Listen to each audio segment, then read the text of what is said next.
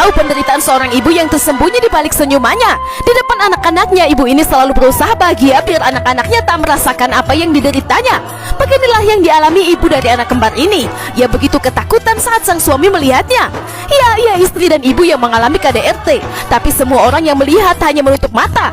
Bahkan paman yang adalah saudara kandung ibu ini pun memilih diam saat si ibu mengharapkan bantuannya.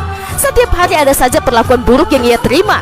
Setrika panas bahkan pernah menempel di lengannya, tapi ia berusaha diam dan selalu tersenyum di depan putri-putrinya agar mereka tak perlu merasa sedih karenanya. Hingga suatu malam, Saumya yang bersembunyi menemukan sang ibu dipukuli hingga tak berdaya. Cepat-cepat ia mendekati sang ibu, tapi sayang ibunya tak bisa diselamatkan. Sang ayah bahkan pura-pura sedih di depan polisi. Saumya yang ditanyai polisi malah disuruh diam oleh sang paman. Saudari kembarnya Sally pun demikian. Ia pun tak berdaya dan menuruti semua orang di sekitarnya, sehingga hal itu menjadikannya trauma seumur hidup. Setelah kepergian sang ibu, Saumya mulai mengalami serangan kecemasan, bahkan depresi dan hal lain yang membuatnya sering sakit. Hari itu Saumya mengambil arloji ibunya, tapi sang kakak Sally pun menginginkan itu, sehingga keduanya pun saling berebut arloji yang menyebabkan pertengkaran. Akhirnya Sally pun disuruh mengalah oleh sang bibi, istri dari paman mereka. Karena Sally yang terus mengalah pada adiknya yang sakit, Sally pun menganggap Saumya ratu drama karena ia suka menangis dan mencari perhatian pada si bibi.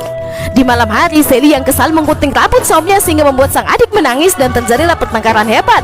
Sally merasa semua perhatian ayah dan sang bibi hanya untuk adiknya Saumya, jadi ia pun membangkang. Maka sang ayah pun memutuskan untuk memisahkan mereka dengan mengirim Sally ke asrama.